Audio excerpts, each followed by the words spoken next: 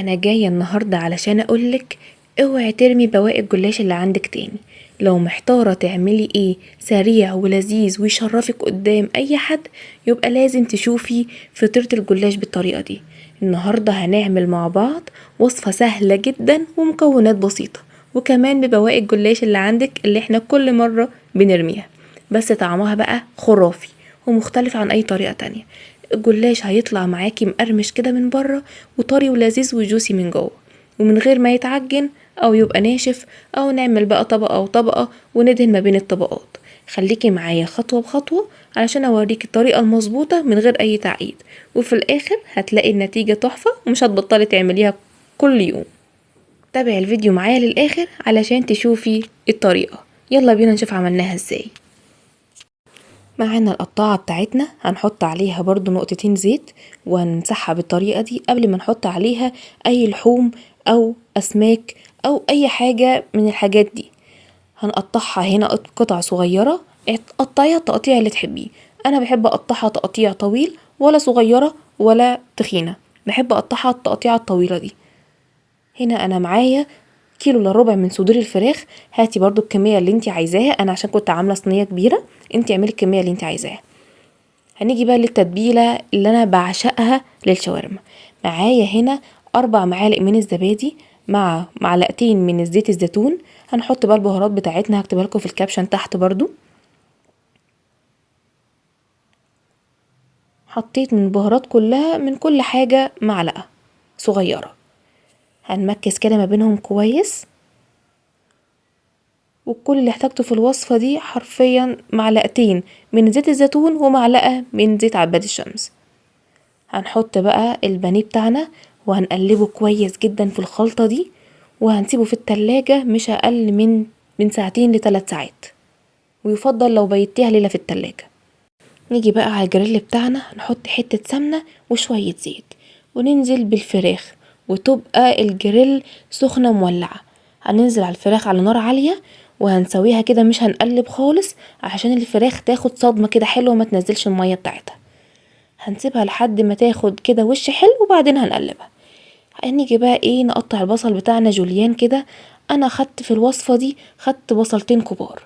هقطع الكمية بتاعتي انا عشان طبعا البصل عندي كان صغير، فخدت مني 3-4 بصلات صغيرين. هقطعهم كده بالشكل ده. وهناخد معانا برضو فلفل رومي كده، هقطعه برضو جوليان شرايح كده صغيرة. انا بحب احط على الشاورما بتاعتي طماطميتين صغيرين او طماطمايه كبيرة تبقى طرية شوية، دي بتدي حرفيا للشاورما طعم رهيب. كده انا هقطع كل اللي انا هحتاجه مرة واحدة عشان ما نحتاجش نقطع تاني. هنا بقى انا بوريكوا بواقي الجلاش. عايزة اقول لكم اي بواقي جلاش عندك طلعيها، لو مش عندك بواقي جلاش هاتي لف الجلاش وقطعيها بالطريقة دي. انا ما كانش عندي بواقي الصراحة فقطعتها بالطريقة دي. هناخد بقى الجلاش ونحاول كده ايه ان احنا نفككه من بعضه علشان ما يبقاش سميك معانا، عايزينه كده يبقى الفلفل كده معانا.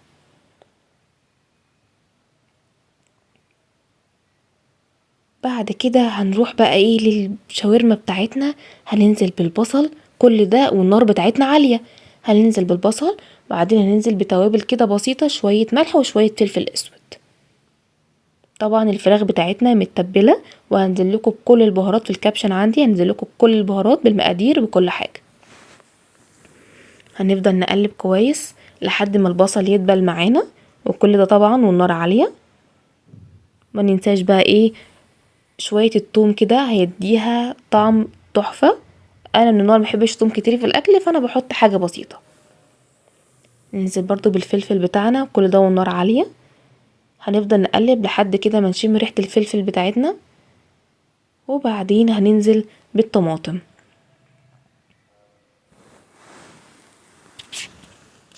هنسيب الفلفل لحد ما يدبل شوية ويطلع ريحته.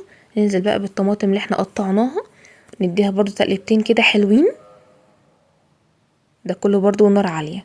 هنيجي هنا بقى ايه، معلقتين من الصلصة، ودي اختياري انا بحبها كده بصراحة، بس جربيها بالطريقة دي هتخليها جوسي وحلوة قوي. بعد ما ننزل بمعلقتين الصلصة هنقفل عليها ونسيبها مع نفسها.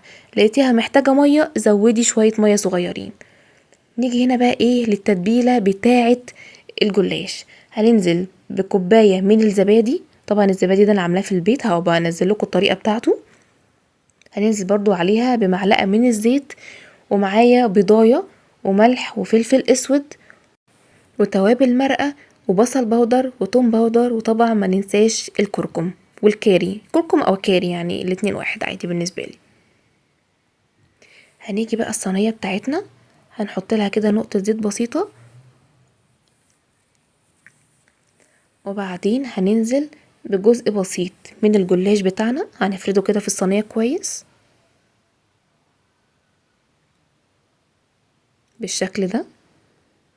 بعدين هننزل بشوية من الصوص اللي احنا عاملينه، معلقتين 3 كده بالكتير.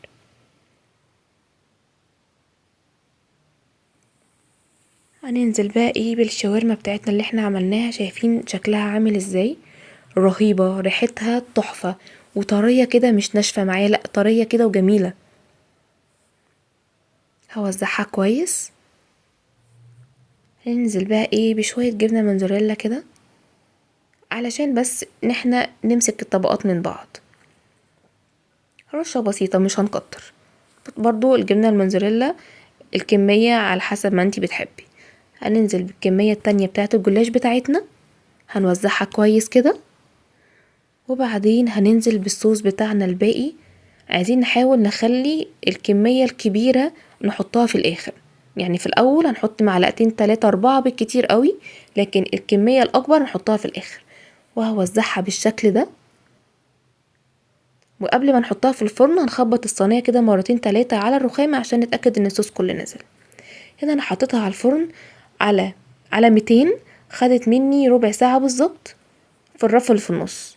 بعدين طلعتها لما اتأكدت ان هي استوت من تحت. هحط عليها رشة موزاريلا كده خفيفة واحطها تحت الشواية. شايفين شكلها عامل ازاي؟ انتوا مصدقين ان هي اصلا دي من بواقي الجلاش؟ وطرية وجوسي ومش مكتومة معاكي، بالعكس هتلاقيها هشة كده. ودي طبعا اسهل بكتير ما نعمل طبقات وندهن ونعمل، دي بالنسبة لي اوفر بكتير، المنقذة بالنسبة لي. لو انت زهقانة ومش عارفة تعملي غدا ايه، صدقيني دي اسرع حاجة بالنسبة لك هتعمليها. هنا انا كنت بحاول امسكها بس فعلا سخنة قوي. شايفين التسوية عاملة ازاي من تحت وفوق؟ وطبعا انتوا شايفين قد ايه هي طرية كده وجوسي معايا. شايفين الحلاوة عاملة ازاي، وريحتها يا جماعة خطيرة. الطراوة اللي فيها دي اللي مديها الزبادي، طبعا الزبادي اللي على الشاورما والزبادي اللي في السقسقة اللي احنا عاملينها فيها. الوصفة ما احتاجتش معايا غير معلقتين زيت حرفيا بالظبط، يعني هي خفيفة جدا وكمان مفيدة من الزبادي اللي احنا حاطينه فيها. دي كمان برضه حاولت امسك واحدة تانية كده عشان افتحها لكم، بس فعلا كانت سخنة قوي. عايزة اقول لكم من كتر حلاوتها تاكل منها قطعتين 3 وانا بصور. انا هنا طبعا كنت سلقة مكرونة وحطيت عليها باقي الشاورما عشان يبقى كده عندي وصفتين، منها صينية الجلاش ومنها المكرونة بالشاورما. جربوا فطيرة الجلاش بالطريقة دي، ولو عجبتكم ما تنسوش اللايك واشتركوا في القناة علشان يوصل لكم كل وصفات اللي انا بعملها.